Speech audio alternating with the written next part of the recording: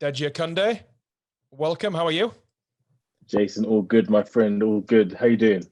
I'm doing very well. Yeah, I'm pleased to speak to you. I know you and I met initially what seems to be a lifetime ago, but is not really. It's probably around two and a bit years ago when human beings were allowed to meet face to face Yeah, and look each other in the eye. But this is kind of the best we've got now. So yeah, so for so sure. so that's cool. But you were just beginning your journey really of starting in a new venture. We came down to meet yourself and Asher Phillip with the view, I guess, to I was still a PhD, still driving PhD, and looking to do something a bit different. So work with athletes in a more of a performance mindset, point of view. We came down, had a really good chat, and it was great to meet Asher and great to meet yourself. But we've never really got the chance to have a proper sit down chat about yourself Yeah, and your mindset and how your business started and how it's going, and kind of your kind of belief structure and how that helps you and enables you to drive your business forward and plans for the business. So yeah, mm, I have to also congratulate you, recently selected for the Next Gen Sports Industry Awards. Okay, so that's yeah, that's a great achievement. But Dej, if you could just to tell me a bit about, I guess, that first time 2.5 years ago, why you started, and what you were looking to achieve and why, really. yeah. So, firstly, yeah, Jason, thank you for inviting me on, man. Really, really a pleasure. Um, Man, this time has gone so fast, and the world has changed so much in that time as well. But yeah, Gateway Sports is it's a talent management agency focusing predominantly on Olympic athletes and uh, like taking it back. I remember when I was 16, I was like, yo, I want to be an agent one day. And I don't know whether I was just Wow. watching some like Jerry Maguire films or something like that, and I was like, "Hey, I want to be Jerry Maguire." But that was literally what it was. I was in sixth form, and I was like, "That's what I want to do." And then I went on this pathway, like, how am I gonna get there? But over time, you then realize that, hey, man, the sports landscape is pretty big. So it's not just about agency, there's commercial, there's sponsorship, and I kind of transitioned more into that. But it was always in my mind that sometime we need to bring that to life, and so things just kind of came together about 2.5 years ago, and we made it happen. And it was, obviously, you mentioned Asher earlier. So Asher is Team GB Olympian, big medalist from Rio, and she is a good friend. I used to do a lot of running myself, so we used to train together. I was all right, but I wasn't like super fast. I Yeah, wasn't like yeah. super fast. As a junior, I wasn't too bad, I must say, but I wasn't like elite. So I'm not even gonna beg that at all. But I trained in a really good group, and yeah, we're good friends, and we used to check in every year, just how things going. And she left me a voice note on WhatsApp. I was like, yo, I need a new agent. I'm gonna change things up and help me find a new one. And I was like, well, actually, look, we're looking to try and start something now, so let's do it.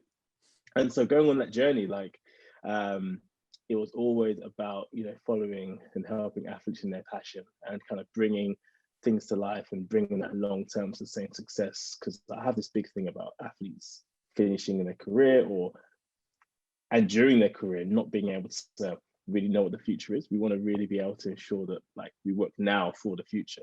And I think that's really important when it comes to partnerships as well. And so when we connected, LinkedIn, power of LinkedIn, I think it was, dropped you an inbox, dropped you a little note on the old LinkedIn email, and yeah, we connected and introduced me to the team. And I think it was a real nice moment because it was one of those early conversations with one of the first brands I think we spoke to as an agency being together, and we were like, let's build a partnership. And I love the way you guys worked. It was the freedom to build it as we saw fit, and it was real nice synergy. And so since then, 2 years later, I started the One Athlete. We now have 8, 9, and Olympic Games on the horizon. So it's it's been an interesting journey for sure. So tell me about the rest of your roster then, Dej. And I guess what is it you're looking for? Is it a specific, is there a specific type of athlete you're looking for? Are you looking for I guess a blend? Is it a particular personality trait? Because I know, when we first met, I was I was kind of impressed with, I guess, Asha, and the thing that I liked about her and what drew me to her, I guess, was a story. I think she did a BBC piece. I think it was a BBC piece about when she was younger, before she started sprinting, and it was she did acrobatic trampolining and had that horrific injury. And I think that more so than other athletes, and I guess everyone has their own story, but hers in particular, kind of changing sport, and I guess transitioning back from a really bad injury, and the mindset, and the purpose she needed to get back from that, and I guess what that must have been like. I think that was really interesting, and I think that breeds a certain resilience in and listen, every athlete has got to be resilient, because it's a really hard career. But I think that really drew me to Asha, and drew us to Asha, and then kind of onwards from there. So what is it you're looking for in an athlete? Is it just performance, or is there something a little bit more rounded? Yeah, you know what? The biggest thing I'll say is just passion. So, I think performance obviously is amazing, right? So performance is essential and it's key. And, I was watching in the first lockdown back in last year, I was watching, and everyone was watching The Last Dance with Michael Jordan. And he said something in there. He said, if it wasn't for me, averaging the highest points on the court, if it wasn't for me shooting those buckets, all of the commercial stuff wouldn't have been there. And you think about some of the greatest sports stars in the world, Serena, Jordan, Kobe, whatever. You see they've all been great in their craft, which is awesome. Floyd Mayweather, etc., etc. But I think what I really resonated with me when we started the agency was performance is key, it's essential, but I tell you what is also key is the stories, the people, the personalities.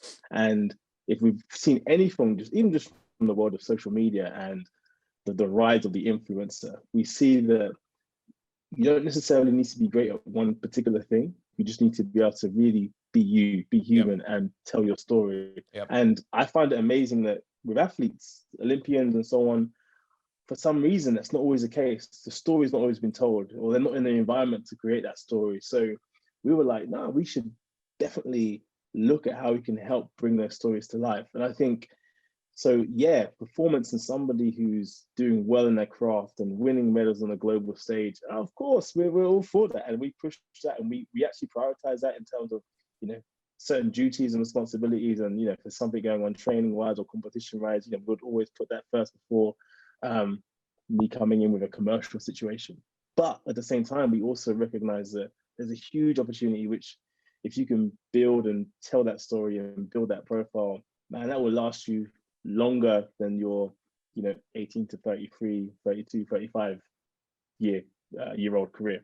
So yeah, it's a balance, but I think the biggest thing that underpins all of that is just the passion to do the grind on the track and the arena and the gym, but then the passion to tell your story and to follow areas of your passion. I think that's one of our key things, like helping athletes follow areas of their passion. So using that as a big driver. So if you've got passion and you're good at what you do, then yeah, I'm all for it. We're here to help. Yeah, and I guess in the current media climate as well, it is important to be able to express that passion as well, because there's plenty of fantastically talented athletes performing brilliantly well, and they're not really able to maximize their potential, or certainly their earning potential, once their career's done. So I guess you're doing any kind of coaching and training with your athletes in terms of how to perform and present themselves in media situations or social media, and is social media training, or is that just something that the personality that drives an athlete to be great or to perform, does that come easy to them?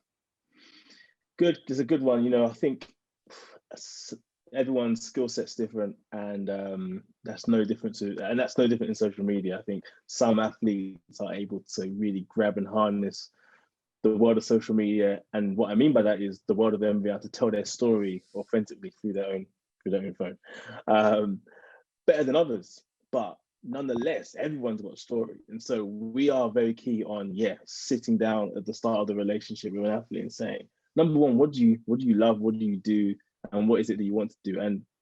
And I guess the big part of that is the answer might be I don't know, but it's like, great, well, let's do what we should do. When someone says I don't know, we try different things and let's see what we enjoy and let's see what passions emerge out of that. And that's just not like a 1 month experience. That's something that we hope is a long-term experience, so that, you know, whether you're a 19-year-old gymnast or a 30-year-old Olympic medalist sprinter, we can go on that journey. And when it comes to the time that you decide, hey, performing in that realm is not what I need to do anymore, we've already devised a plan for you to transition to whatever that is. And that could be vocation, that could be education, that could be, you know, going back into media or whatever that might be, whatever that passion is. And I think that's a key thing.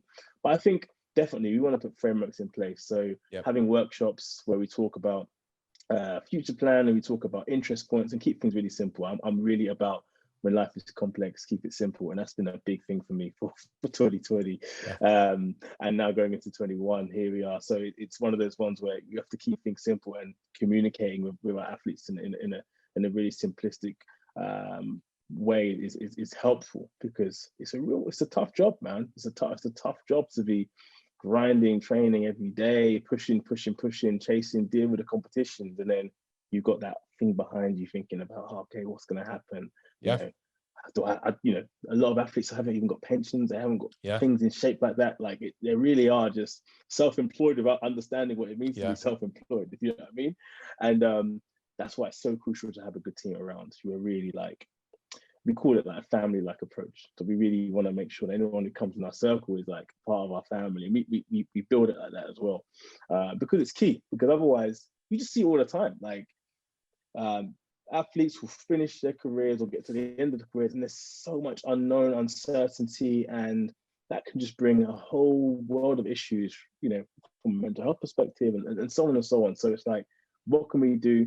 Life is unpredictable. What can we do to mitigate that and to try and ensure that at least we're creating the right environment to increase our likelihood of success, you know? So yeah, man, that's really what's up. Yeah, there's a big area, isn't there, of, you know, athletes having such a short, intense career, and then literally, you know, that tap's almost turned off, you know, and it can be 30, it can be 35. And at 35, you've got maybe 2/3 of your life still to live. And when you've been so single-minded and, you know, so passionately striving towards a certain goal, and you've kind of, other things have kind of been put on the back burner, you know, even though you might have had somebody managing them, but there's been plenty of occasions where those people managing a career have not been doing it particularly well. Sometimes there could be onerous intentions. There could be selfish intentions. And then that athlete is, you know, like you said, you know, 35, and it's like, right, what do I do now? And that must be a massively challenging part of, you know, a cognitive development and mental development. And it feels to me like there's a, and it's probably getting better now, but that real post athletic career care of, you know, top level athletes.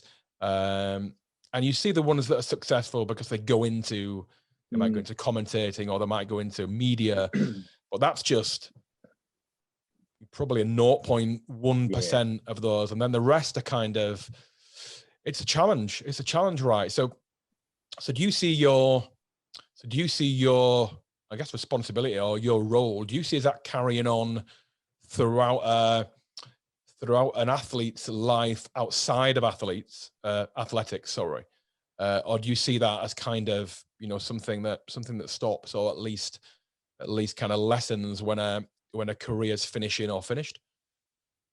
Yeah, you know what, like I said about that family approach, you know, when you build that family approach, it can't just be for the good days and when things are active. It has to be for the long haul. And so, you know, one thing that I recognize is my role in my athlete's life is really important, you know, because ultimately when you are a representative and you're representing clients, you know, they especially with their livelihoods, ultimately, a lot of it is around how they can, you know, raise more income for themselves, which could then fuel, there might be their rent, it might be their obligations, etc. So there's so much trust there. And so your point about sometimes agents, and even just like the stereotype of an agent, it might not have the necessary the right the pleasant vibes that you think of all the time. And it's true, because sometimes you know, I'm a I'm a Christian, and one of the things is it says that, you know, the love of money is the root of all evil, and sometimes, man, the love of money, man, makes you do some mad things. And so we, you know, we really want to be away from that, and we want to focus on just what's important and doing the right thing. And so, yeah, you know, long term working with an athlete, I think is what it's about. And I think it'll be a sad situation if, you know, talent kind of goes through the journey through Gateway Sports, and at the end, you know, there's not at least the environment which has been there to help them with that next stage. And we want to be there at that next stage to help them with that. And some might be perceivably more glamorous opportunities than others, you know, but actually whatever that is. So to the one who wants to say, hey, I've had a great run, you know, being an amazing gymnast and winning amazing medals and doing all this stuff, but actually I want to go into, my passion is hair and beauty, and I want to go into that world. I want to learn more about how I can learn the artistry about being a hairdresser. Yo, let's do it. Let's do it, and let's see what we can do. And actually, hopefully, you had a really great career, and you can look at that from a, not just from a, you know, renting a chair in a shop, but having your own shop and building it from there. Why not? You know, and or maybe you're going to be on Sky Sports being a commentator. Whatever the case may be, let's work towards that ambition. And like you said, such a dynamic world. Things change, things are moving, so we have to remain flexible to that. But for sure, we need to be there to support the long haul, because otherwise, like we've said many times already, it's just the consequence of not doing so just leads to a lot of unknowns. And I get tapped up a lot by athletes who are 30 plus, now towards the end of, you know, last third, maybe that Indian summer of their career now, and they're looking back thinking, oh, I haven't really been around the right people to help me on the commercial sense. So I've not got much to show for my amazing accolades from a financial perspective yet. And it's kind of like, you know, that last ditch, okay, we've got, what can we do? How can we leverage this?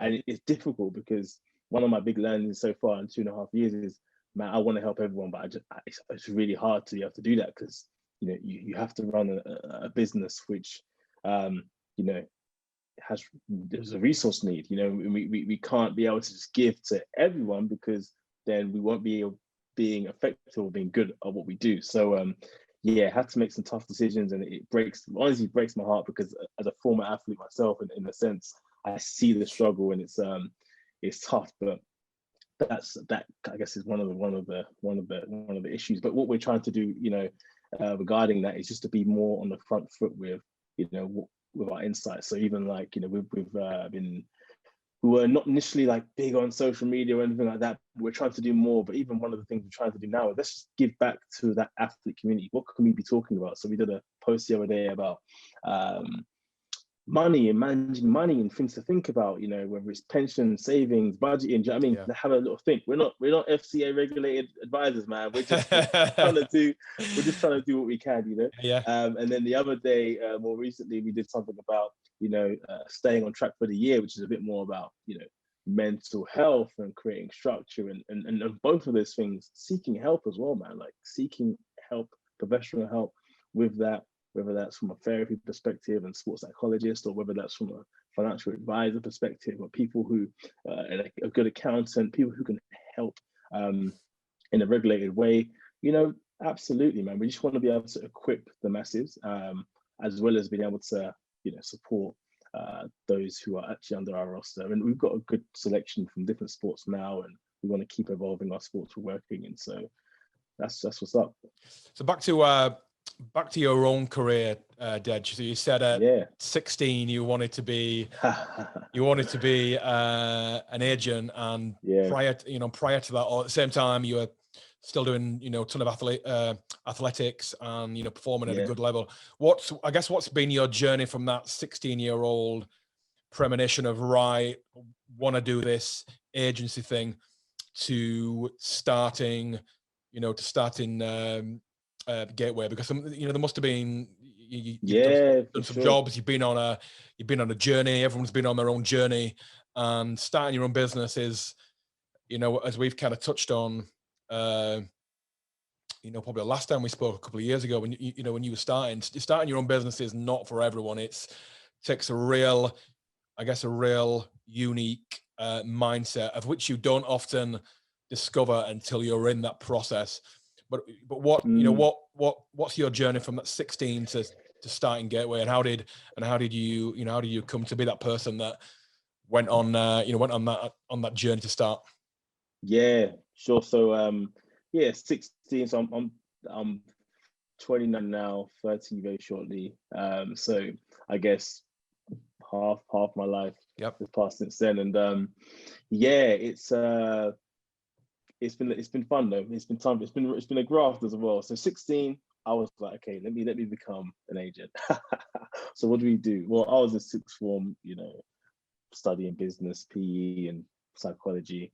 And I was like, okay, cool. Well, let's go to university and let's do business and sport.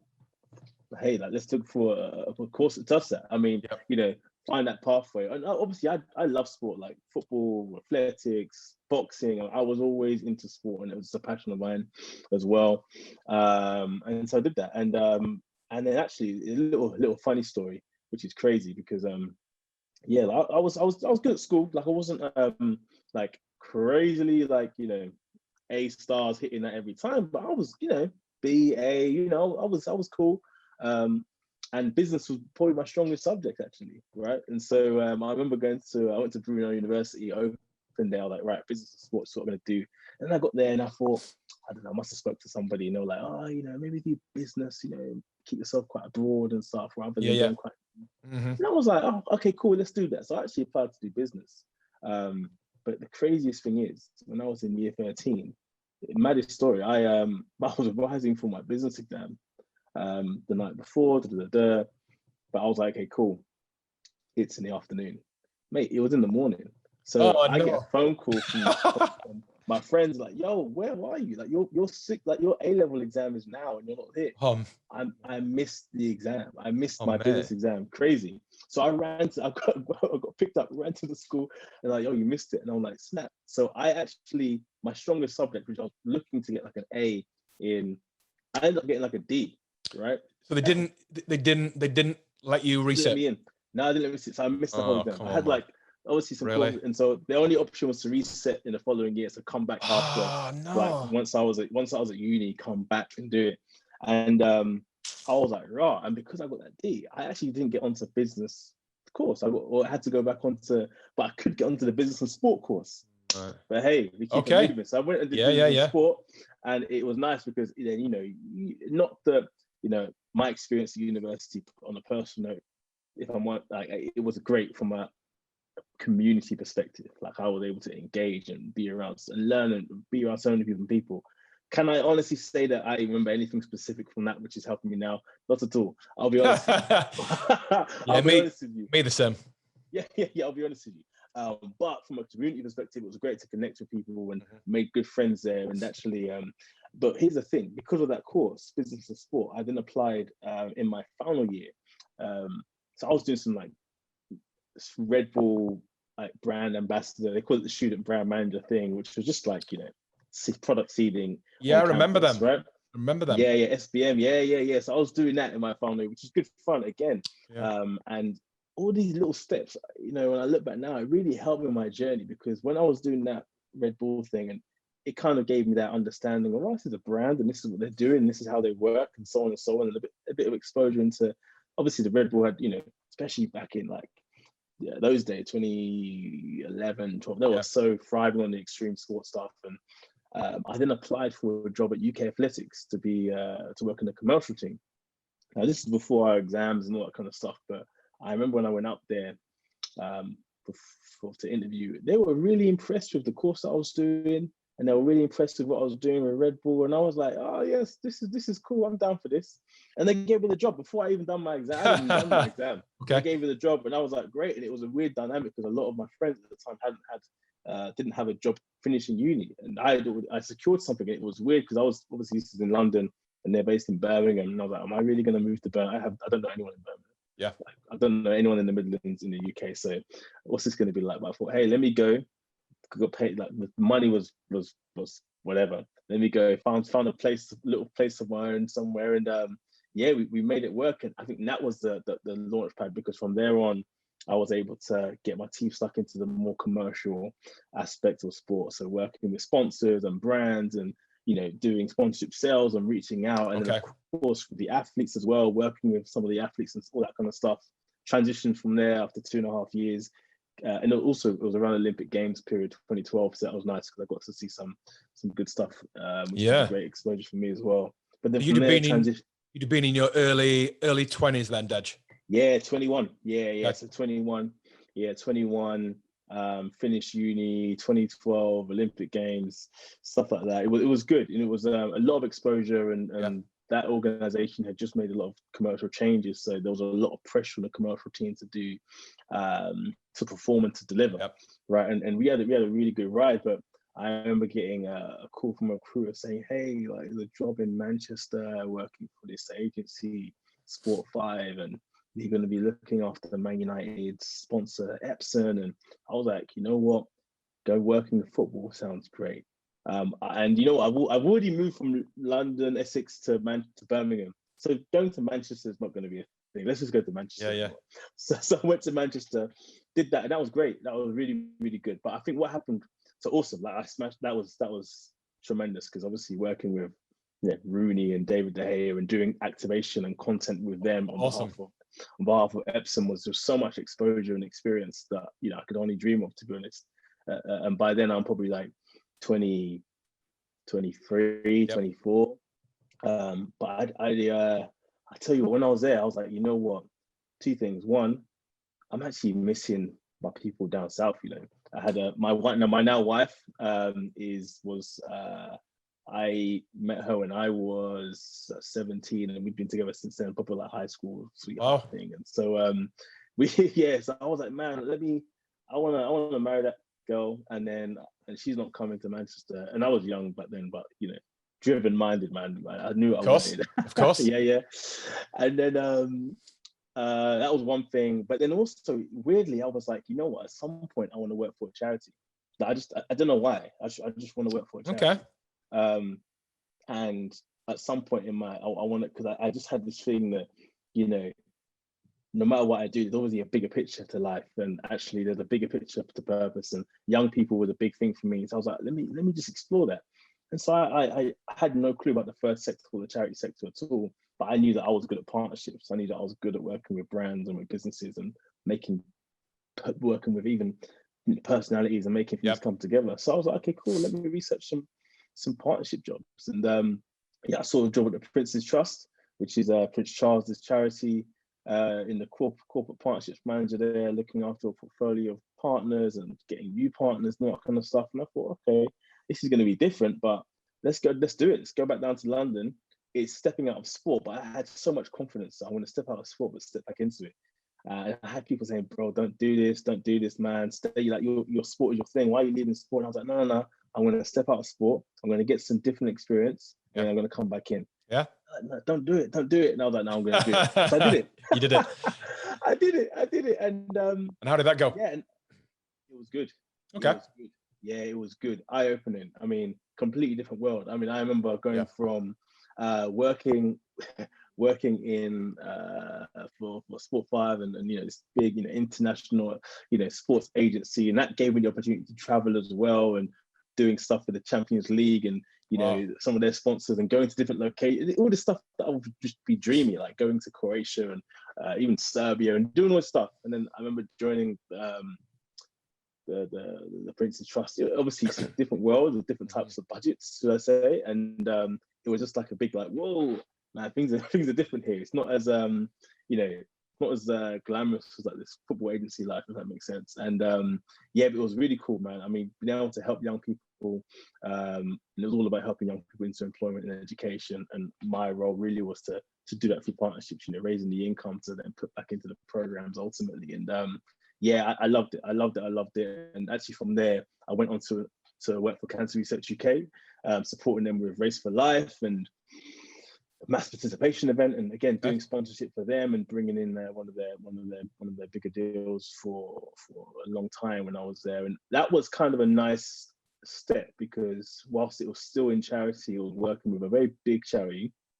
Obviously, Cancer Research UK is, I think, the biggest in the UK. Yeah. But it was also working on a really big, like, mass participation product, and from a, you know, from a mass participation, you know, community running perspective, Race for Life, especially then, was really doing well, with like over 500,000 people running a year. So I saw it as a nice transition. If I can do well there, this is going to be a nice headway back into the sports game. And so I was trying to be, in my young mind, I mean, I was trying to be calculated, bro, but it was one of those ones where I look back now and I just have to just thank God, to be honest with you, because you know, you think you're navigating life, but you don't really know what's going on. You're just trying to make things work. Yeah.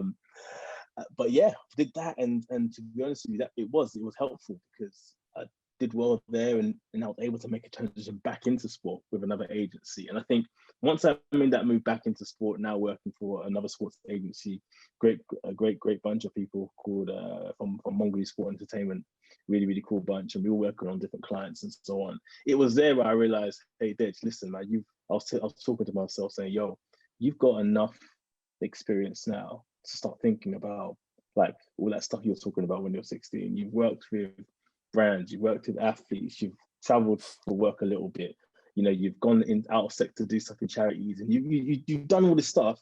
Now start thinking, how can you bring this together? And that was when it was really bubbling in. But you're trying to think about the way out. You're thinking, how am I going to do this? Like, I'm about to got married in 2017, and you're thinking about that kind of stuff, and you're thinking, how are we going to, I want to, like, bring this kind of risk into my life. Do you know what I mean? But honestly, that's why I respect Asha Phillip, man. Hold tight, Asha Phillip, our first athlete, because she sent me that voice note. And to be honest with you, I think, man, she didn't send me that voice note.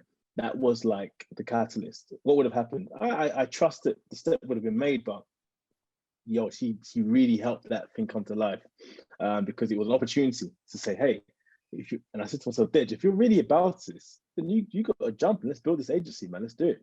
And so we just did it.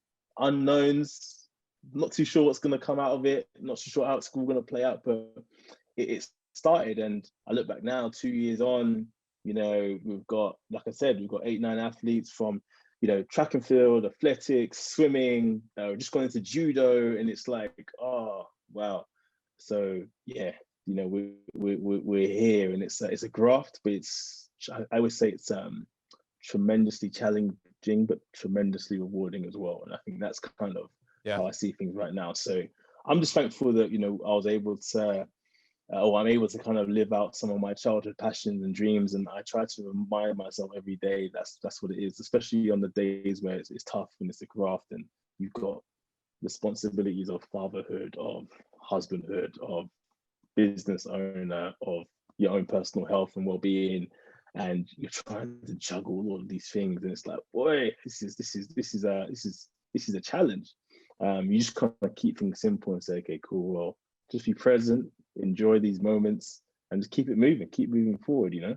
So it's interesting, the journey you've gone on, in that you've got into, you know, your own business in your late 20s, and the journey you went on from 16 through your 20s, different roles, different size corporations. So therefore you've learned different skills, and you've worked with, you know, a variety of different people. Do you think if you'd have tried to do your own thing earlier, do you think you'd have not been mature enough from a mindset, you know, as a person?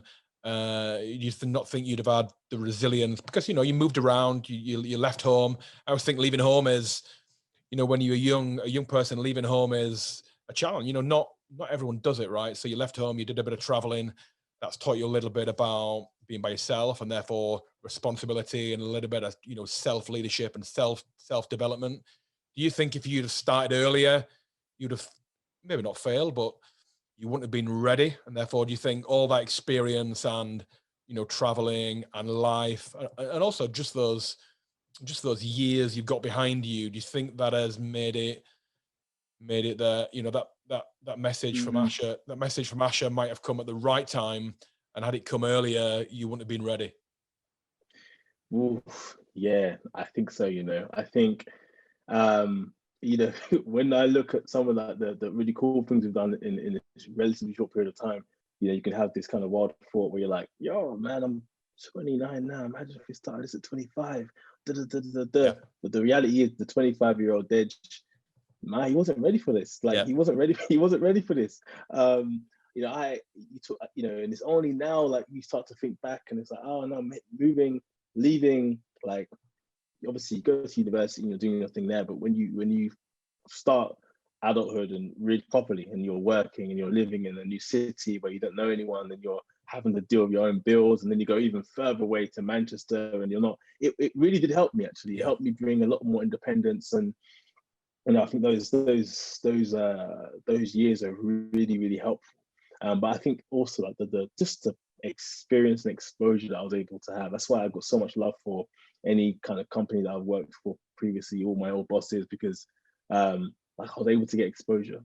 And I think, just dive in. I wasn't even thinking about money too tough, because it wasn't that I was making, like, big money or anything like that. It was just about a hunger and a passion for the industry and the areas I was working in, and just trying to, like, just believe and have that self-belief that, man, it's all going to pay off someday, some way. Not that I knew that I was instantly going to start a business when I did, but it was just like, at some point, the trajectory, the transition is going to help. We're going to go in the right direction.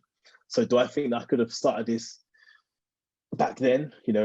21, finishing uni, definitely not. Even at 25, 26, 5 years of Yep. work experience, still no. I think that, like, the way that things have shaped up, like, I'm just so thankful that I was able to get the experience, the exposure, and just like more than anything, it's the people skills.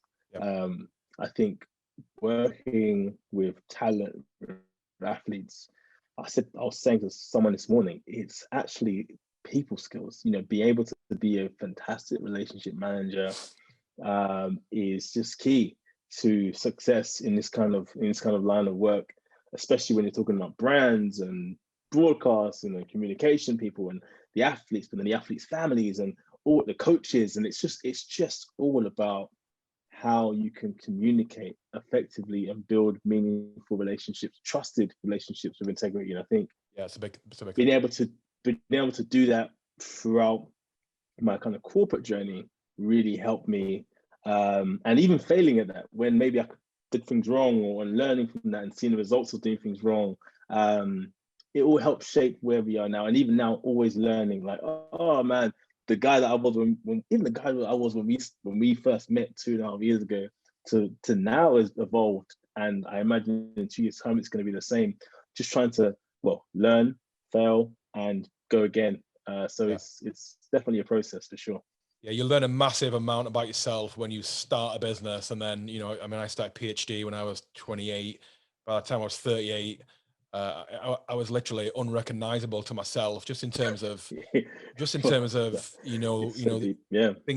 things you've gone through, and your life experiences. And you've also mentioned, fatherhood. I mean, fatherhood changed me. I always knew it would change me, but it changed my outlook more than I ever thought it would do. Um, in all good ways. It taught me patience. I think you're pretty selfish until you have children, and you just don't realize that. You don't think you are. And I think it taught me, it taught me so much about myself, and what I feel I need to do, how I feel I need to act. This whole thing Yeah. about, actions, actions rather than words. Words are really easy, but your children, they really remember your actions. And I think that really resonated with me when I had my first child. So I guess what's 2 years in You know, now you're a few years in. What have been your main challenges, I guess, and has starting your own business, has that been as you expected or completely and utterly unexpected? Yeah. So I think main challenges, I think would where I feel the most pressure now is just the ability to have multiple hats on. And I kind of alluded to earlier, like having the reality of my responsibilities now is that I need to, be able to be a good husband and serve my wife, man. I want to, be able to support her with her endeavors, first and foremost. I want to be a good father. I want to be able to bring up our daughter. She's turning, she's just one now, so one. Wow. And being able to support her as she goes through the journey, do you know what I mean? And grows up and see those moments. But at the same time, as a family, we're taking on a risk by doing this, and our lifestyle, our livelihood, our household income is completely, the whole structure has completely changed. Yeah. To launch and build this business. And so there's also like a significant amount of effort and responsibility that I have to the business, but then also to those in the business, the athletes who have their own livelihoods and their own needs and their own things. And so there's quite a broad spectrum of things which I think about. And I think one of the challenges that I always think about is, okay, it's very hard for one man, like no man is Superman. So it's very hard to be able to be awesome in all of those things. And one thing that I kind of take on now is, well, you can't be everywhere all the time. But what you can be is you can be present in that moment. So and to be fair, holds up my wife Honor. She's always telling me, Deji, be present. And I think that is it. I good. think, yeah, that's good.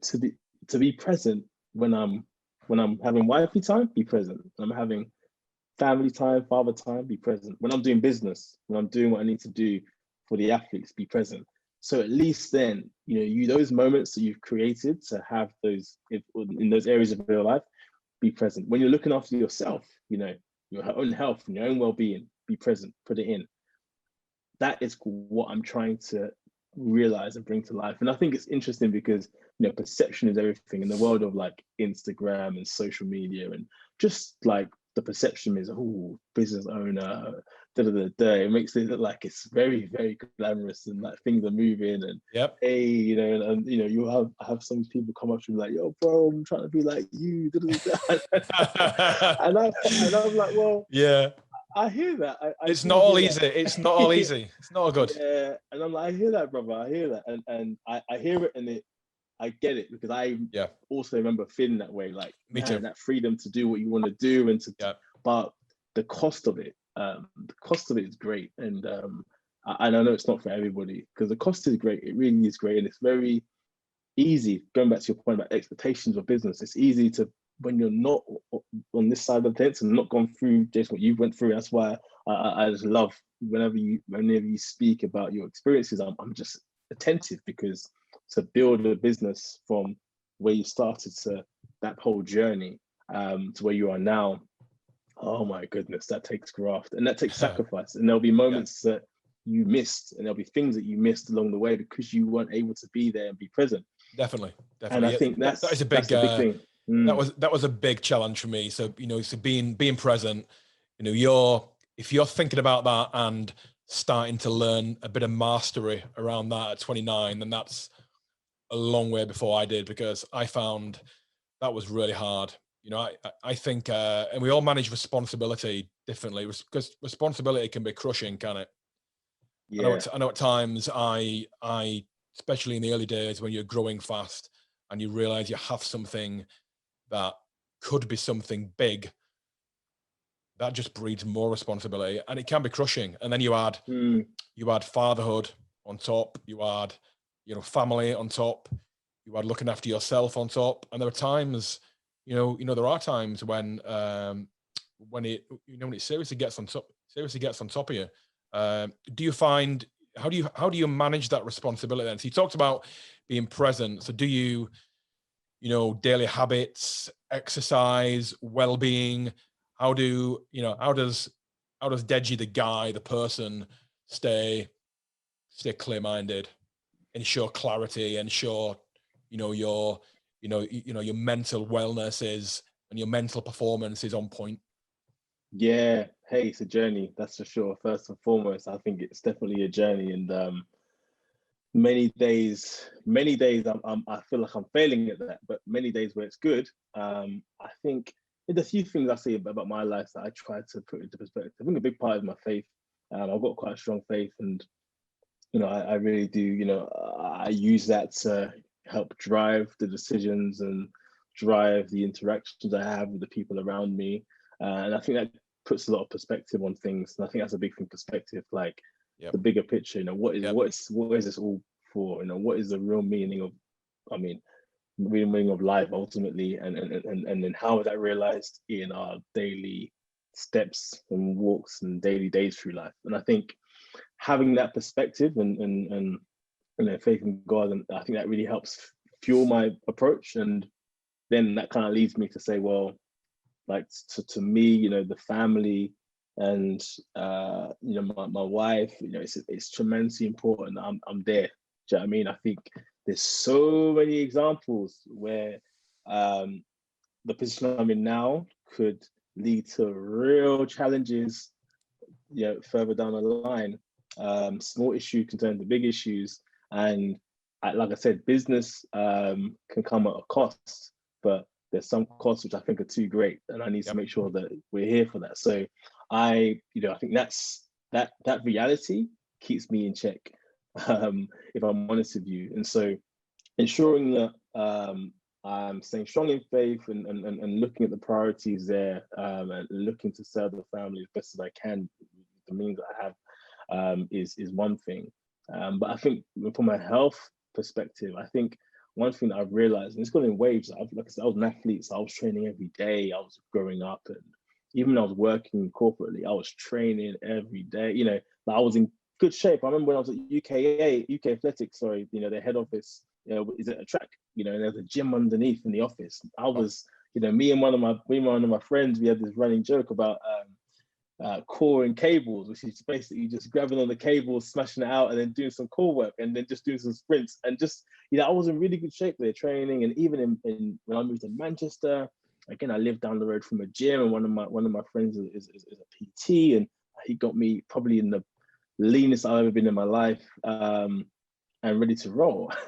Fast forward to all these years starting a business, woo, I've never been more challenged to keep fit than I have now, because you're just thinking about every moment of that day, even to the point where it's like, I'm gonna wake up, I'm gonna do this and do that. And you have that structure. Some days you wake up and you're thinking about so many different things that you just dive straight into the duties. And I think what I found throughout this journey is when I am my sharpest is when I am at the most sharpest routine, and I'm working out in the morning, feeling refreshed, to have a solid start to the day, a good breakfast, maybe a bit of devotion, do you know what I mean? And then we're ready to go, to seize the day. And I've really been thinking about that process, especially as the agency has grown, and we have more athletes, we have more responsibilities. I'm being spread a bit more in terms of my role and resource that I need to give.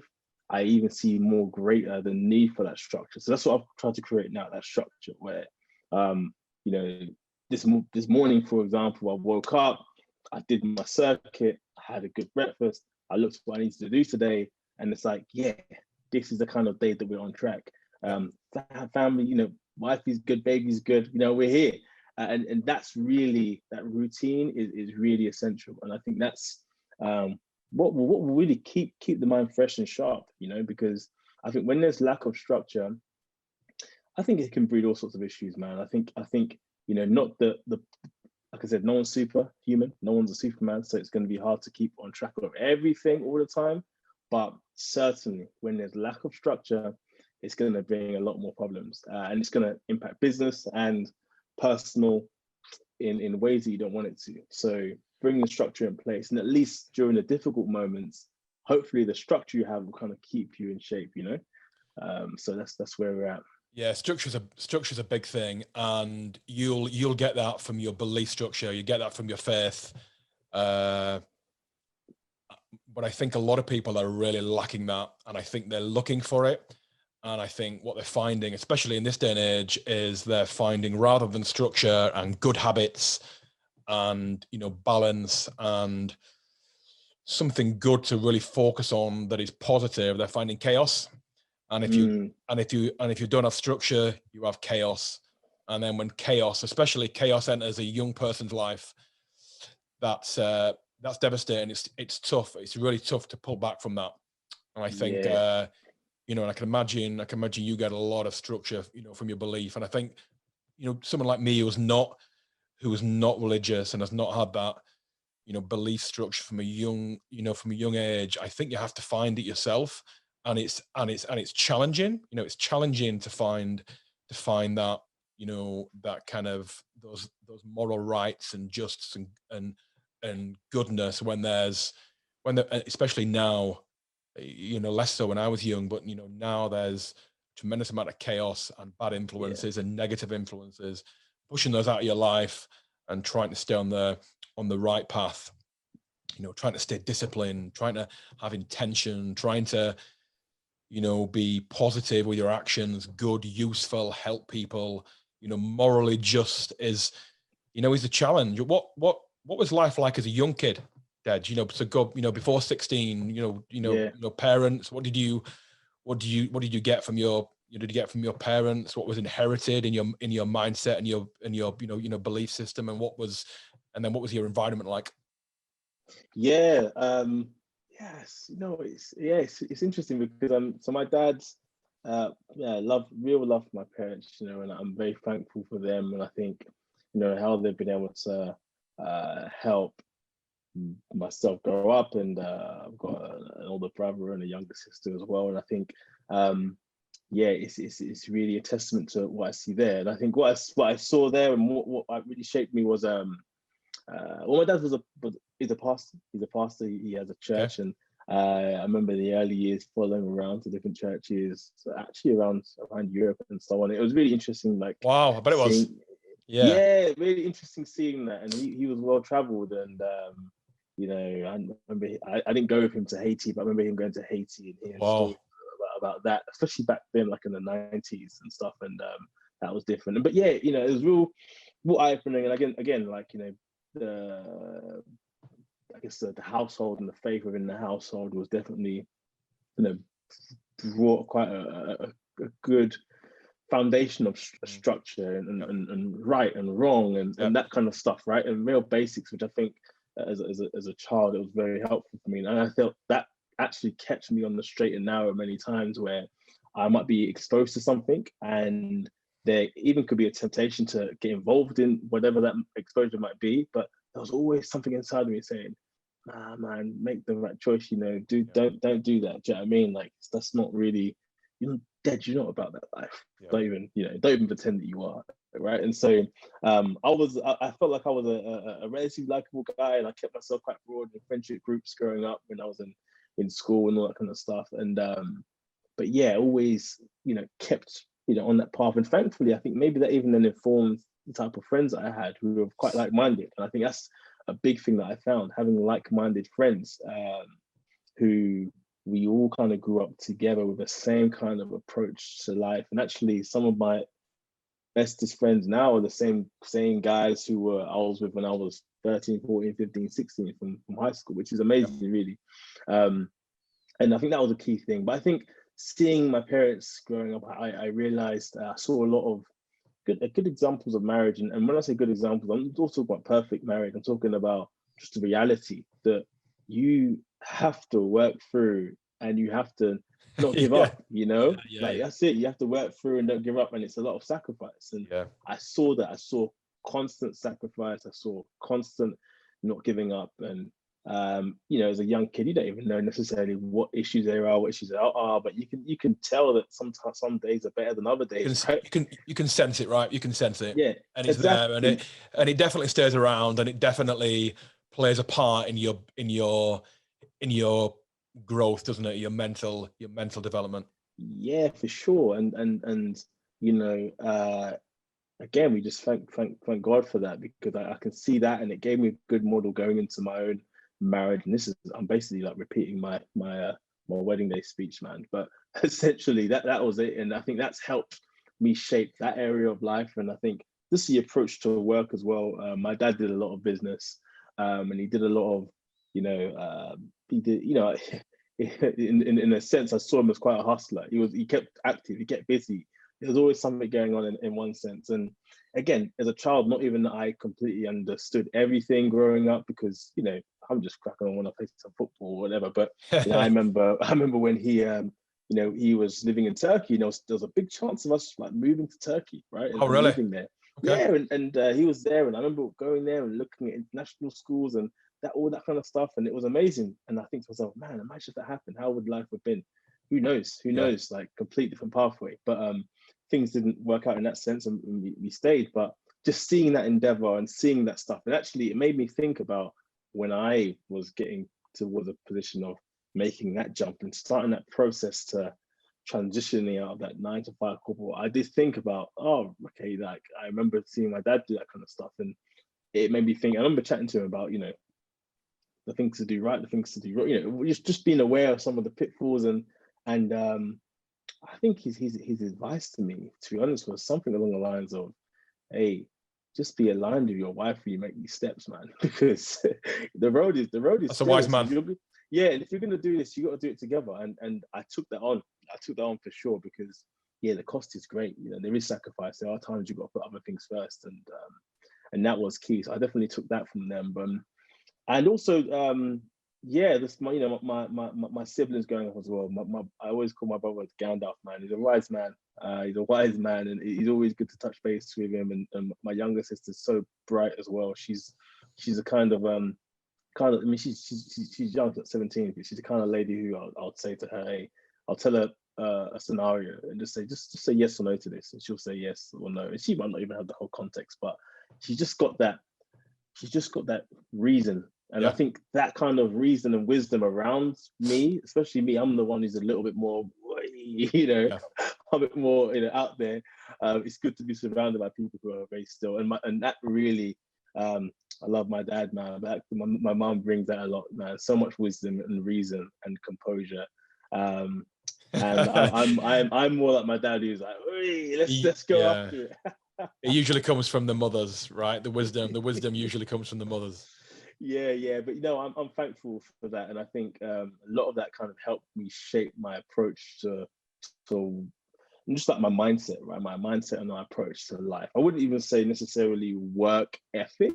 I would say just more about life ethic, and I think that has kind of carried me through, because sometimes I wasn't the most. They always say that at school I was a bit lazy and all that kind of stuff. I don't know about that, man, but I was my life ethics and my approach, I think, has always been quite. I've tried to keep it quite solid, on the journey.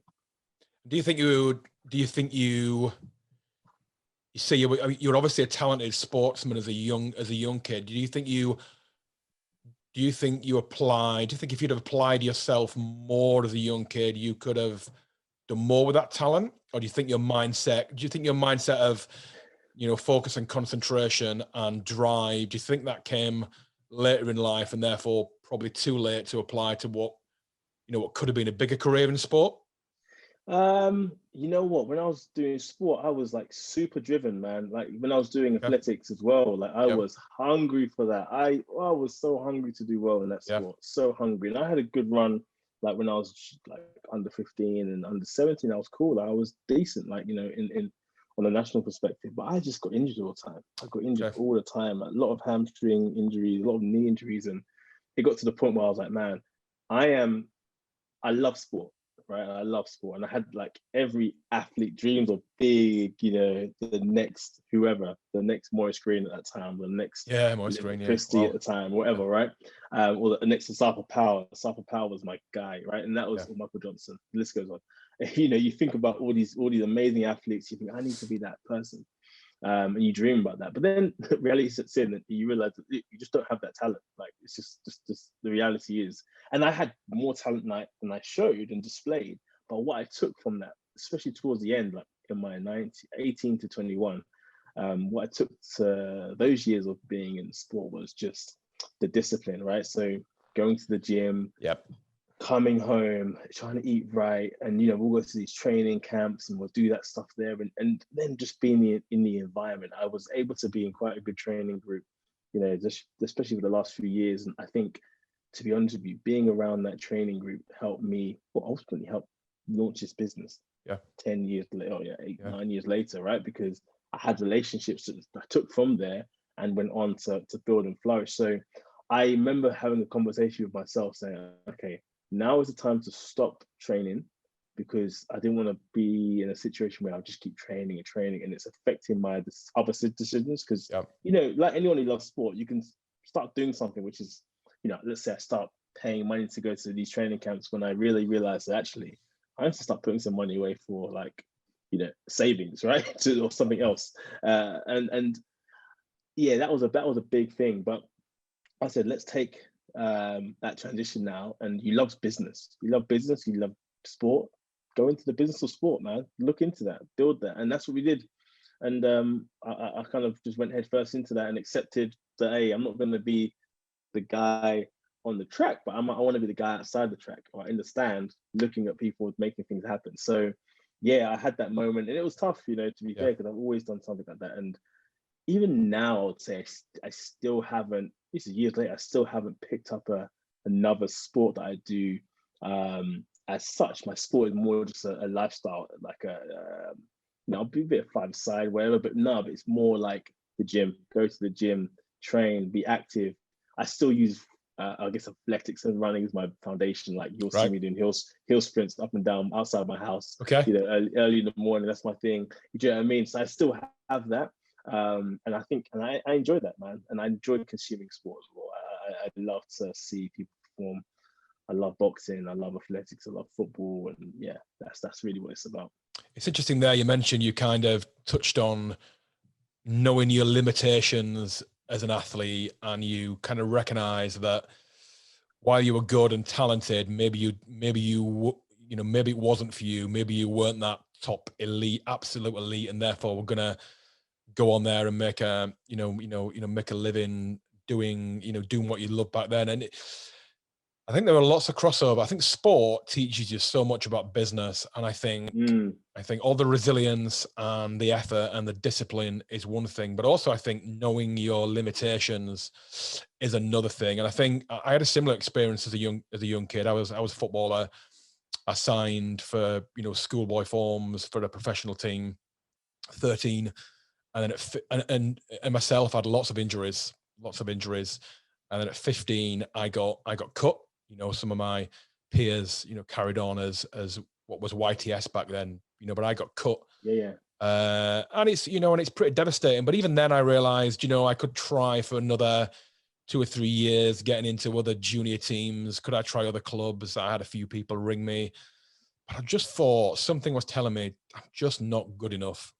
I just know that I'm not going to be good enough to do what I want to do in this sport. So let's kind of concentrate doing something else. And then I turned 16, went to college again, didn't really learn a massive amount, but then 17, 18 kind of found the gym.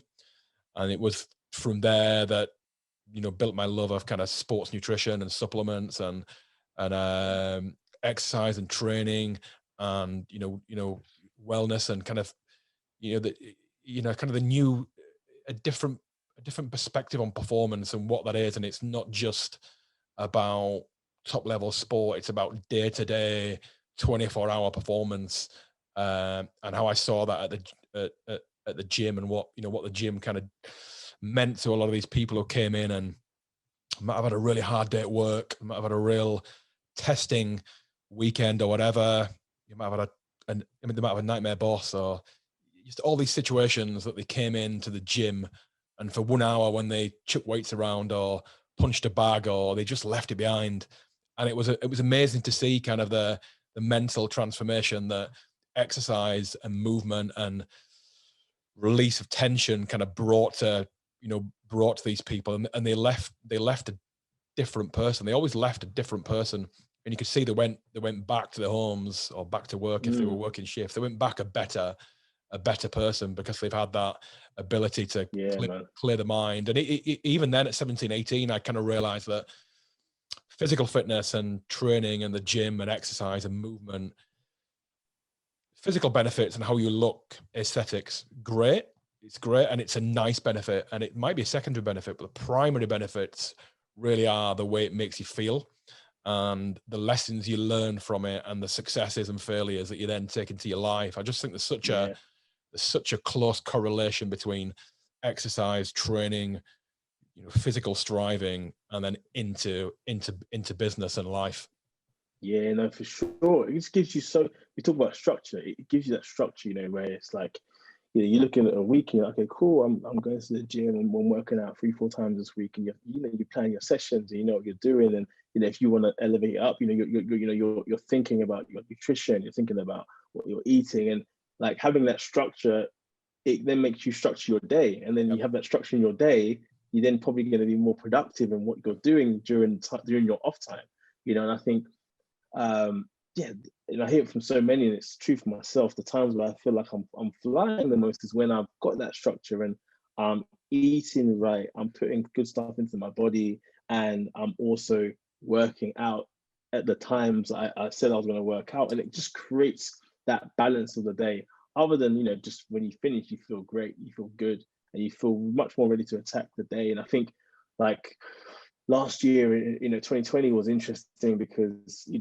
you had this whole lockdown situation, and it in a sense it was twofold. In one sense, it was like, wait, this is challenging. Like, there's a lot of things happening in the world, and how do you respond to that? And so a lot of people saying, okay, well, let's get active. And you went through that boom of like home workouts and fitness. I saw that, it kind of was like boom, but then eventually after, like, you realize, actually, hang on, there's fatigue of that, because other areas of their life weren't able to be realized.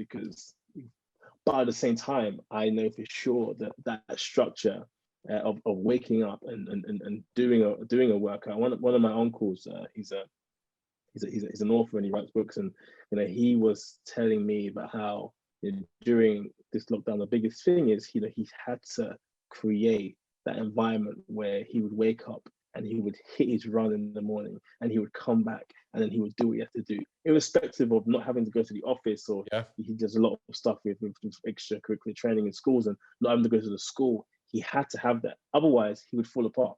And I think it's the same for many people. You have that structure, especially through what the world has learned from in last year, taking that structure into the future now, and who knows what the future holds. I think we've learned that we live in a very dynamic landscape, and all of whatever hopes and imaginations we have for tomorrow, hey man, we don't know what's going to happen. So we just have to do the best we can today, be present, thank you wife, and make things happen. So I think that's tremendously important. But your journey, man, is amazing, because you like at 18, 19, like you say, seeing something there, in terms of the workout and the fitness landscape, and just the love for and the passion for the gym. Then at 28, right, starting the business, and it's just the respect I have for business owners, successful and unsuccessful, by the way, like, is just so much greater than ever I've had before, because I can really see so many reasons which would make somebody want to run away. And I think that's amazing. I think a lot of it is just your own mental well-being. It is. I think that it must be. I mean, how much of a percentage would you say that is part of, or how much of success is attributed to just being right up here and in here? Like, must be majority. I think so. I think, and again, it's down to habits, isn't it? My habits are ingrained now. I've got a toolbox of habits that I've probably followed for 20 years. I've got a nice settled life. I've been with my wife now, but I've been with her since I was 23. So been together 22 years. So I've got that peace. So when people have, peace in their personal life, certainly for me, I need that. Some people again have chaos in their personal life, and that works for them. For me, that would just destroy my well-being. I just need that peace and that, kind of tranquility and safety, that kind of safety of structure at home. And then, that then allows, and if you've got that, and if you've got that trust, and it always comes with sacrifice, especially if there's, relationship is two, and if one of you is, like I did, embarked on starting my own business. My wife was successful in what she did, smarter than me, university degree, which I don't have, did much better at school than I did, but ultimately, my thing just became the right, I guess, timing. Timing is everything in life, and especially in business. So the thing that I got into when I was 18 and 19, by the time I was 28, the industry was just starting. I was in love with it. I was really deeply passionate about it. And, that kind of zeitgeist moment of, the world colliding, of me being really interested, the industry just starting, and therefore it being ready to take off and ready to elevate. And, the timing clicked. So I got into something that was, deeply interesting, which I was passionate about at the perfect time. When that happens, it just exploded. I was working a job before then in the industry. I've been in the industry since I was 18, and I always knew what I wanted to do, but I had no idea about starting a business. I mean, no idea. And the first, those first 5 years were massively challenging. Lots of traveling, away from my now wife, maybe 3 nights a week, probably traveling 1,200 miles a week. And if you don't have that support, it is, well, it's massively challenging. For me, I don't think I would have been able to do it. Well, I wouldn't have been able to do it because part of my structure relies on that safety and peace and kind of the comfort of going back home, back home to somebody, back home to a structure. If that structure is not there for me, that would have brought chaos into the rest of my life. But that safety and structure at home allows me to do my training. It allows me to get up in the morning, walk my dogs, do my training, look at my emails. And that start to the day it's only possible. It's only been possible because I've got that structure behind me. So, mentally, and I'm quite stoical. My parents are stoical. Don't get too excited, don't get too down. And I think I've inherited that from them. Even when I guess I've had some success in business, it's great, but for me, it's just probably meant more safety, because safety is important to me. And it's just allowed me to be, I guess, have, freedom. Freedom is important to me. Freedom to choose the things I want to do. I've never been good with authority, so I've never really wanted to work for anyone. So, if it's important to me to have that kind of freedom. But I think, mental strength and mental habits and tools and building a lifestyle that encourages structure and discourages chaos, I think is a massive part of any success, for anybody. Yes, that's a big takeaway from speaking with you. Structure over chaos is massive. I think chaos, and I know, like you said, you mentioned, for some, they love that chaos, that messy life. It keeps them on their toes, should I say? But equally, like what you're saying, I think the more chaos I've got, man, like, the more that I'm just everywhere, and me being everywhere in my mind, that is, and just not being able to focus and not being able to stay. And so, like, creating that structure. And it's something that I'm learning as I go along this journey, is just finding, and there's seasons, there's moments where I'm more structured, there's moments where there's more chaos seeping in, and it's always having that ability to say, whoa, okay, let me dive in. And I think a lot of it comes down to, one thing that I really see a lot is accountability. And I think I try to be quite accountable and quite open with people, especially like my close circle, and obviously my wife, my close friends, but even like two of my really close friends are two guys who are involved in the business as well. And I think having them around me it helps me be able to, when it's heavy, I can offset, and there's a real understanding, and they can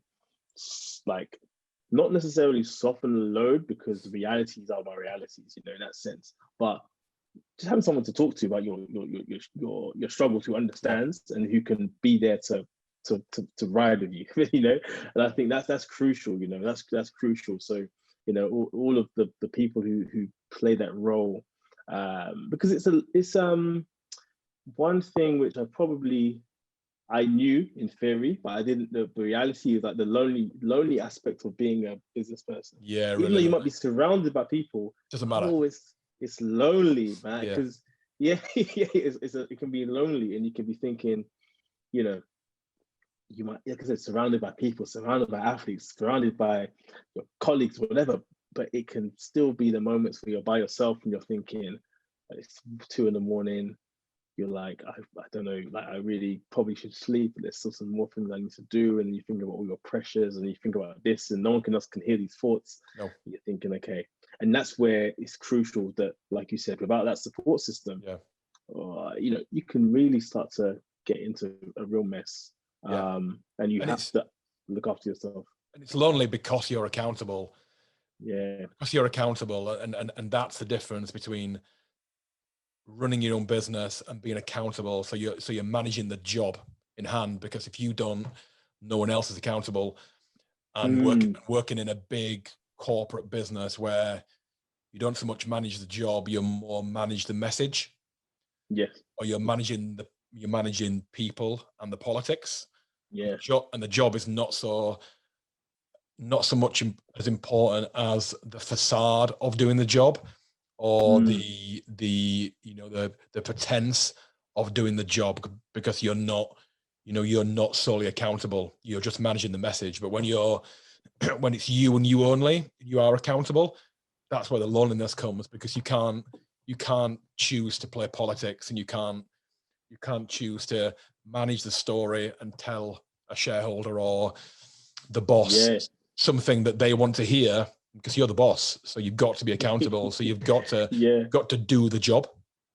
Yeah, it's so true. And I think, and I found that a lot, because you know, a couple of things. So I always think, okay, how much does that corporate 9 to 5 help the entrepreneurial mindset and the businessman? And I see many things that you can take, and especially in the couple of years before, where I knew that sometime I'm going to make the jump, I started thinking, and I remember listening to one podcast and saying, look around you, look at the structures these corporations have.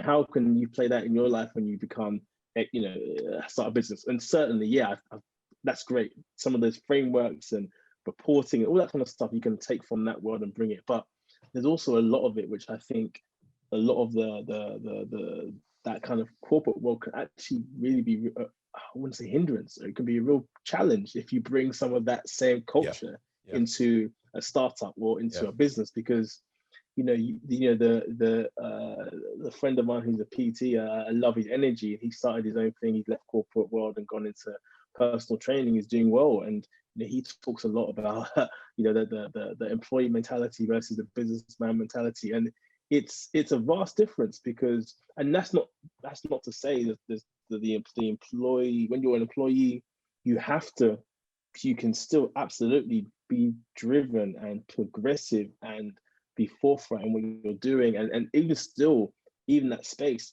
try to see yourself as an individual, like you're the CEO of your life. And I think that's the biggest thing. You are the CEO of your life, and you have to approach it. So whether that's looking for a new job, whether that's looking to get that promotion, whether that's looking to you know, branch out and do something as a side hustle, whatever that is, that's you. And at times I remember feeling like I was stuck, like I couldn't do what I wanted to do, but actually you're at liberty and freedom to do what you need to do, especially if you've grown up in the West and so on. You know, you have that. But at the same time, it's also very challenging, because you have a situation where the accountability, you know, there's always somebody above who can pick up that issue and drop it somewhere else. Whether that's because you're not doing a good job at it and they need it done, so it's gone by you, or because they want to be supportive and help you and they can carry you, right? Or you can hide behind them, or you can clock off at 6, Yep. 7, 8, 9, whatever time you need to clock off. And then Even forget. if you're, even if you're, there's a time where you can clock off, and at times people bring their work home, but I never understood the reality of bringing your work home until we stepped into business, because now my work is my home. Yep. And that is something that you're thinking about. Okay, you're thinking about your livelihood is so interlinked with your business, and your marriage is so interlinked to your business. Yep. And your health is so interlinked to your business, in a way that honestly I don't think as much of theory as I knew, and as many podcasts or whatever you might want to listen to, until you step into it. Oh boy, because it can be consuming, and you have to control that. Yeah, you have to control that, because it can be playing around. And so the mindset and the structure and understanding the process is just so important. Otherwise, like you say, chaos, that all-consuming feeling can be chaotic. And I think it only, as much as, I look at the 2.5 years we've done, or 2 years, that we've progressed in this business agency, and I think, man, so much progress from zero to there. It's like, take a step back, but then at the same time, the problems and the issues and the challenges become greater each step. It's kind of like Biggie when he said more money, more problems. It's basically that kind of reality. The weightiness of it, the weightiness of your decisions of it, even the level of athlete that you're looking after, and the talent that you're bringing to life, and the magnitude, and the more eyeballs are on that talent. So when something happens around that talent, that athlete, more people are looking to see the response from the management, and So yeah, it's certainly weighty, but it's certainly rewarding as well. And in a way, yeah, I love it. I love it. I love that uncertainty in a sense. So it's proper. It's proper. Deji, I'm going to leave you on that note. Listen, it's been it's the first time you and I have had a really good chat, but I really enjoyed it. Yeah, I think your positivity is great, energy. Really love what you're doing. It's been a pleasure to catch up and spend a bit more time. All the best for Gateway for the foreseeable future. I know we'll speak again.